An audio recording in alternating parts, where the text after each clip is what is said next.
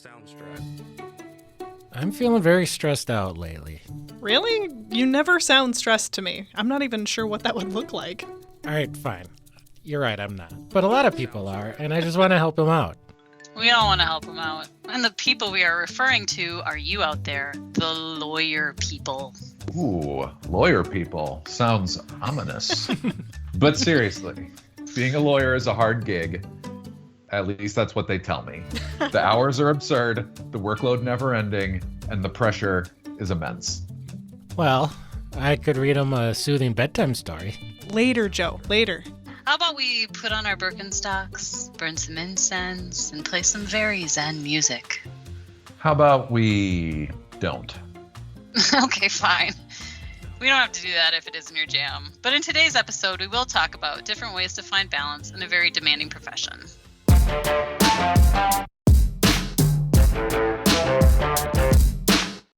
Welcome back to Fine Laws Don't Judge Me, the podcast about the real life of lawyering. I'm Laura. I'm joined here in the studio by Joe. Hi, Laura. In light of concerns over the COVID-19 pandemic, Andy and Allie have decided to do the smart thing and record from home. Hi, Allie. Hello. And hello, Andy. Howdy. Meanwhile, Joe and I have constructed elaborate plastic bubbles here in the studio. Or maybe we're just sitting very far away from each other. They'll never know.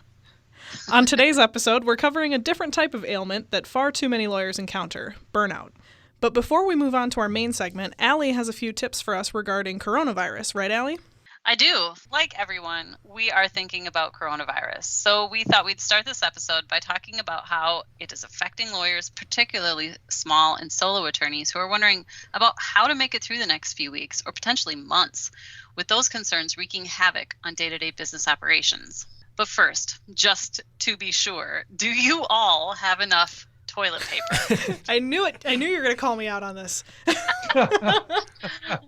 I mean, that's apparently the first thing to get sold out at any time there's an emergency. And I don't really fully understand this obsession with toilet paper, this need to get all of the toilet paper, but it exists. So, If you own a law firm, do you also need to make sure that you, have enough toilet paper for your practice? well, sure. That's a fair point. When you were practicing, did you just go to Target and buy yourself, Yep. or did you have the office supply company deliver stuff to you? Nope. Oh, We went wow. out and bought our own stuff. Yeah. Yep. Costco membership.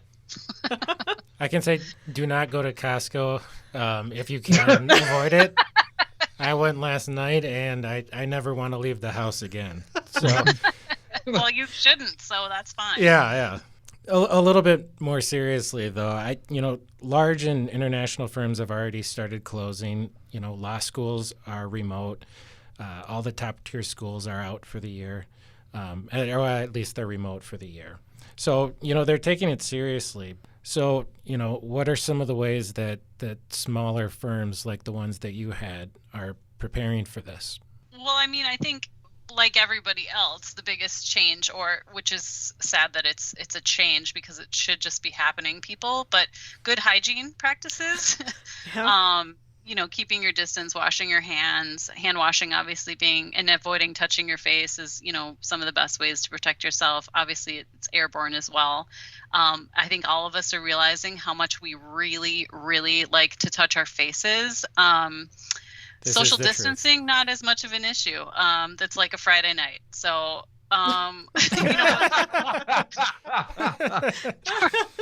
for smaller brick and mortar firms, I think some are reluctant to make too many drastic changes. But again, taking those precautions just generally as a human on this planet that we should be, which is being careful, interacting with each other when we know this is out there. So what about handshakes? Are handshakes a thing of the past now, do you think? Yeah, it's a good question. I think right now they are out the door. I think clients understand that. Obviously, they want us to respect that. And while some people are thinking it's hysteria and some people are taking it seriously, I think you just err on the side of caution to make sure that you're not reaching out your hand. You could make a joke. You can greet them in different ways, explain your reasons, that you're trying to be careful of both people. Laura, I think you've uncovered some creative ways to give a greeting when you can't do it in person. I was talking about this earlier today, yes. I'm a big fan of the air high five. Oh, yeah. Very because nice. you can Yeah. do it from 6 feet away, or you can Yep. do it, right up close. It gets a good laugh. What else? Let's see. You could tip your hat. Of course, that means you have to be wearing a hat all the time. But for me, I would just enjoy feeling like an old timey PI. So there could be something fun there. Yeah. And then of course there's the classic "Live Long and Prosper" from Star Trek. You can throw up the Spock hand Oh, signal yes. Yes. for the nerds of us out there. I will start doing that immediately.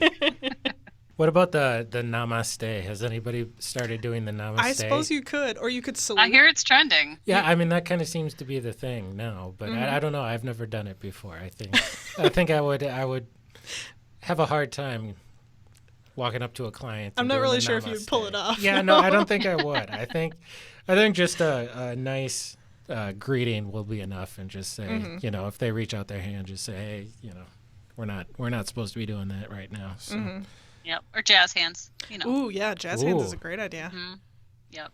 So we're kind of having fun with the handshakes, but are more drastic measures necessary? I mean, obviously people don't want to shut down their office, but is that the thing to do? I think honestly that we're learning more every day. I think, more and more things are closing. It's becoming more commonplace and accepted that this is a necessary precaution to take, a necessary remedy to preventing the spread. So honestly, if you can work remotely and you can afford to close the office, do it. Good thing is that most lawyers good thing maybe, I don't know. Most lawyers are used to working all the time. So they have these work from home capabilities anyway, right? That they're going to be able to be pretty mobile.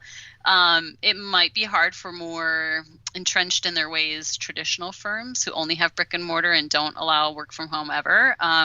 So I understand why this might be a last resort. But right now, we're all getting familiar with terms like social distancing, community spread. It's important we do what we can to mitigate the spread and keep our healthcare system functioning for those who are in greatest need. So if we can do our part, then I think we should. We're used to planning for the worst in our cases, and I think we should do the same with our businesses as well. I think also it's an opportunity to try some things out. If you don't have a backup plan, you probably should, but regardless, you could come up with one pretty quickly and have that in place for anything that happens in the future should this be necessary. Yeah, I think that's absolutely right. And I do think it's necessary. I mean, it may be difficult and it may be a tough transition for some firms, but I do think everybody should be preparing for this because it may very well happen, whether it's currently around you or not. But I mean, of course, people are worried about their health, but they're also worried about their business. I mean, this could be a really tough time to be a small business owner like these lawyers are. So I mean, I guess I'm asking, what are some of the obstacles that law firms are going to face, and maybe what are some of the things that they can do to mitigate some of the troubles that they're going to be facing? Well, I would say obviously this is going to take a toll on business in general, small businesses, probably more so than others. So I think that's unfortunately inevitable. However, I think to the extent that you can keep business up and running, get creative. Telemedicine is a thing. There's no reason telelaw to some extent can't be as well. Clients will appreciate whatever connection they can maintain with you. They're going to have some new legal issues popping up. You want to make sure that you're there for them.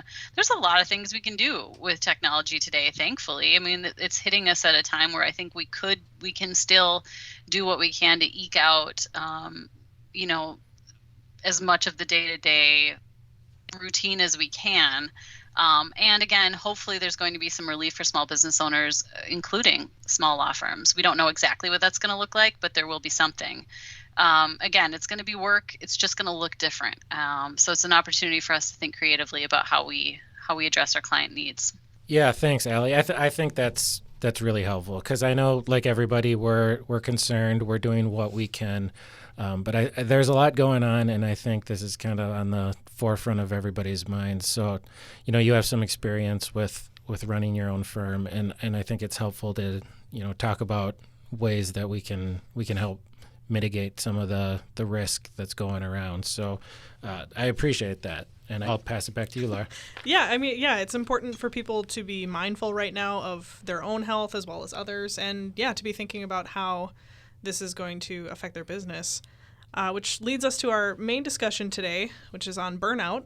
This is a topic that I personally think needs to be talked about more in the legal profession. It's something that many, many lawyers encounter, but we don't always know what it looks like. So we're going to talk about what burnout is, what it isn't, and what attorneys can do about it.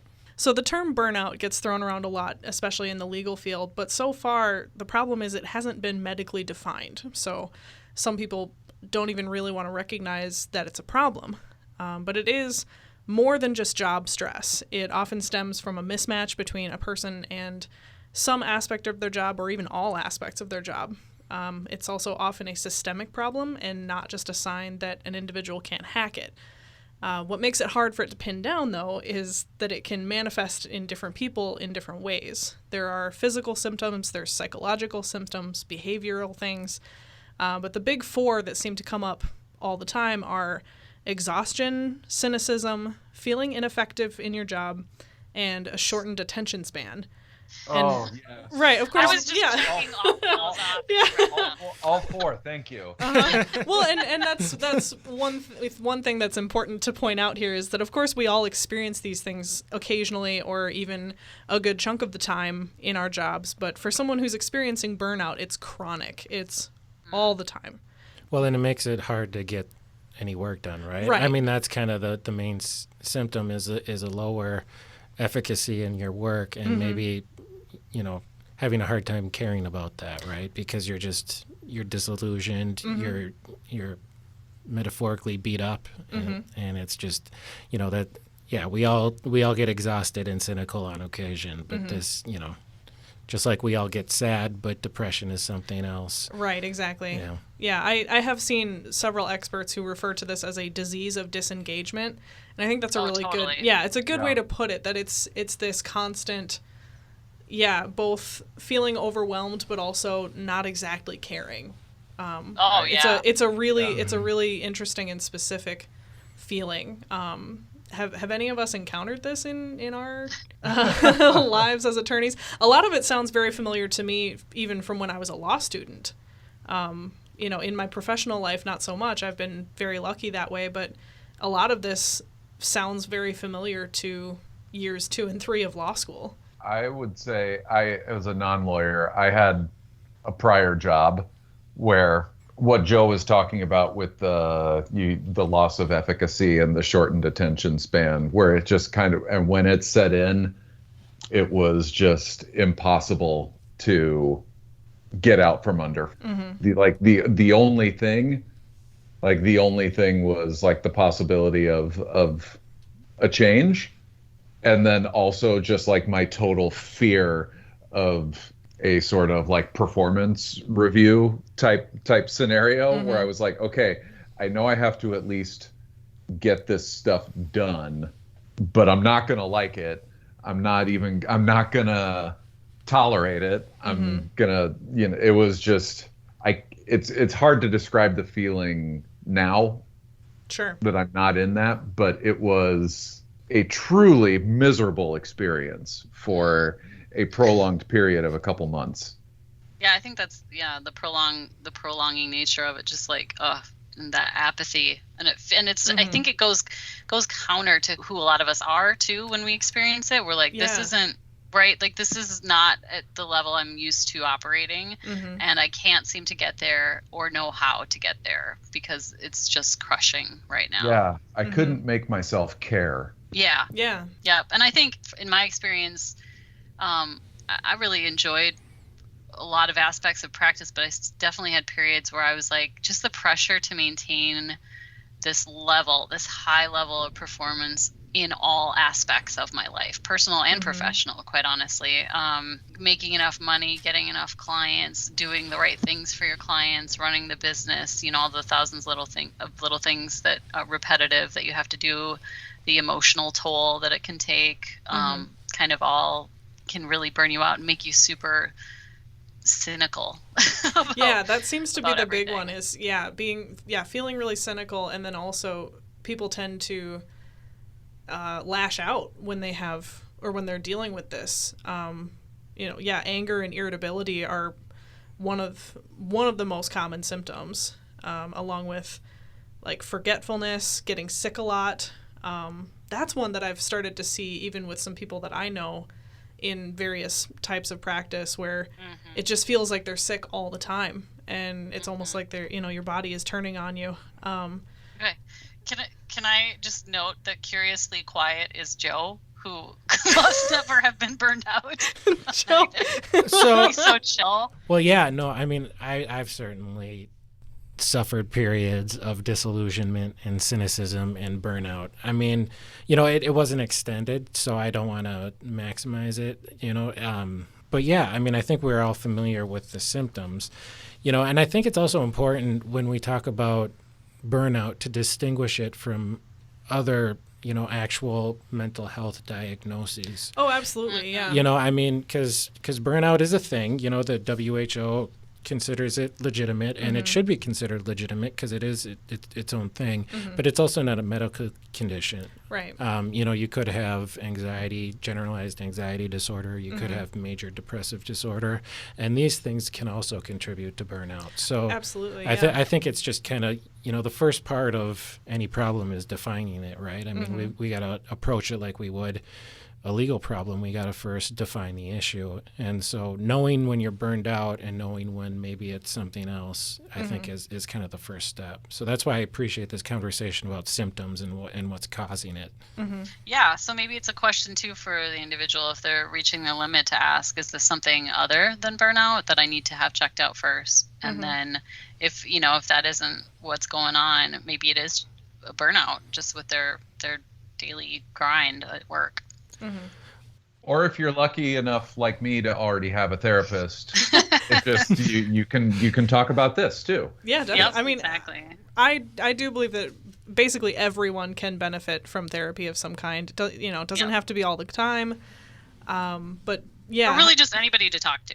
Yeah, absolutely. And that's a good way to both avoid burnout and also alleviate it as well. I think one of the problems that a lot of people run into with this is that, you're feeling ineffective, you're probably seeing a drop in productivity, and you also have this increased desire to be alone, which is completely counterproductive to solving the problem, essentially. You have to find some kind of connection to your work or whatever it is, again, in order for this to get any better. Yeah, and we're talking about the severity of it. And, what I find is sometimes we hesitate to do things until it becomes a very significant problem. And, like you mentioned, Laura, I mean, anybody can use a therapist. It's not, like you break your leg and you get it fixed. It's Right. like, okay, well, it's almost like, going for jogs on occasion. It's just kind of, it's a good way to keep healthy, even if you're perfectly healthy already. It's still beneficial to go to a therapist sometimes. If you've got a little bit of that cynicism and you've got a little bit of that, loss in productivity, it's good to think about it now and what is driving that, what's behind that, because then you can address it now before it gets to be too significant. Well, I think that could be one reason why this seems to be so prevalent in the legal profession, is because we're often, the culture of many legal jobs is to tough it out or figure it out. And that needs to change if this is going to get any better, Yeah, I mean, I think one of the things that I wish that business leaders, law firm, managing partners, whoever's in charge, the boss, basically, is understanding that you're pushing employees, especially lawyers, to their max is not helping their business. Quite frankly, it's hurting their business. Turnover is a huge issue.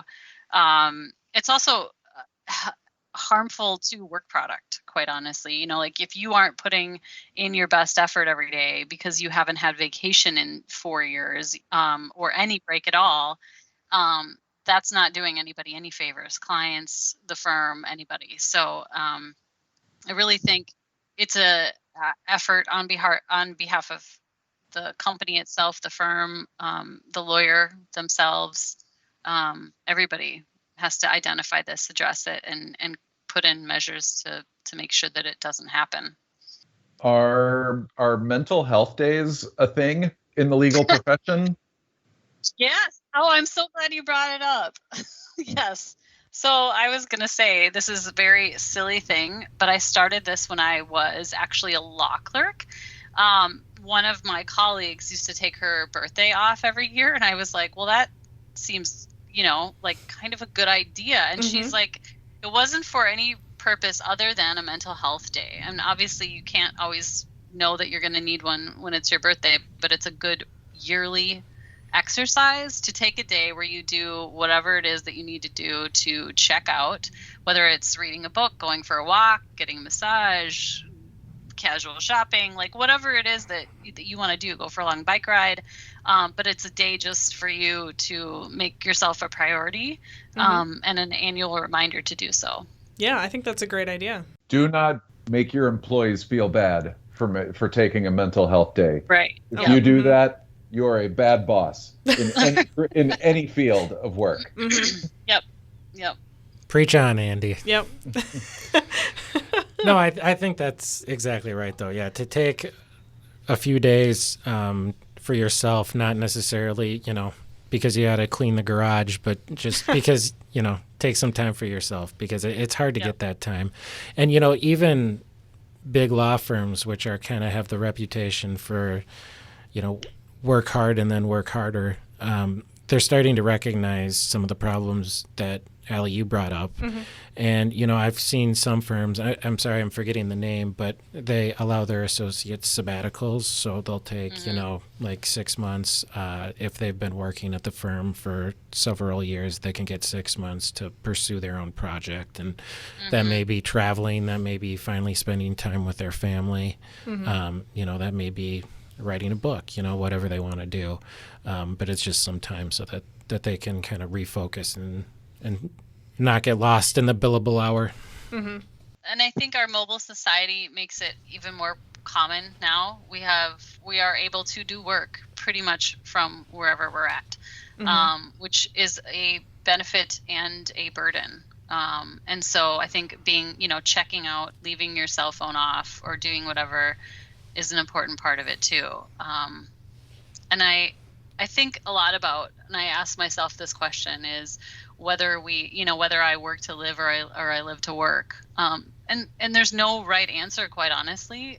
Some people really want to be working more and that works for them, but some people it's more of a means to enjoy something in their personal life. And so make sure that your balance is there, whatever your priorities.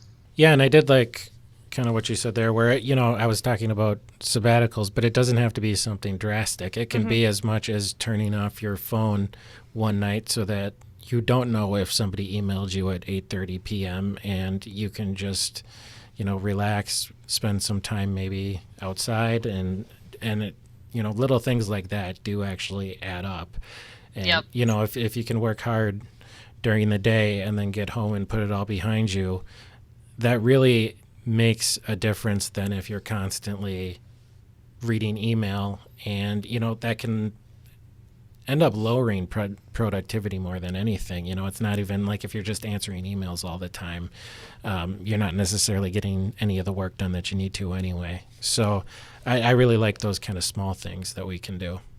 Yeah, absolutely. I think that small things are the best way to handle this, because a lot of people, whether someone is, a litigator or they're a solo small practitioner, they're probably not going to be able to take, an extended vacation to deal with this, but finding those small ways to take a break, or even just little ways to make life a little bit easier, since there's such a big connection between healthy eating and a healthy mindset. If you don't have time to grocery shop, have your groceries delivered, or, try one of these meal kit services or something, just little things to make your life a little bit easier. And then, and even Allie in our cold open brought up, throw on your Birkenstocks, do some meditation if you need to. And for me, it doesn't always help everyone. For me, No. and I'm sure for a lot of people out there, the hardest part when it comes to sort of meditation or those sort of mindfulness exercises is that it's hard to shut out the jumbled thoughts that are rattling around in your head. So it can help in my experience, it can help to listen to something else that gives your mind something easy to focus on. Thank you so much for joining us on this week's episode of Fine Laws Don't Judge Me. Now more than ever, it's important for all of us to look after our mental health. In the weeks since our recording session, the COVID-19 virus has changed how we work and how we live. And we want our colleagues to know we're here for you. Our thoughts are especially with those in New York, New Jersey, Washington, and California. We're doing everything we can to provide legal professionals with the information they need to keep their businesses up and running and to best help their clients during this difficult time. Visit the COVID-19 Resources Center on our law firm management page at practice.finelaw.com for more information on working remotely, helpful technology, and maintaining mental health. We'll continue to update that page in the coming weeks as the situation develops. Stay strong, stay home if you can, and stay tuned.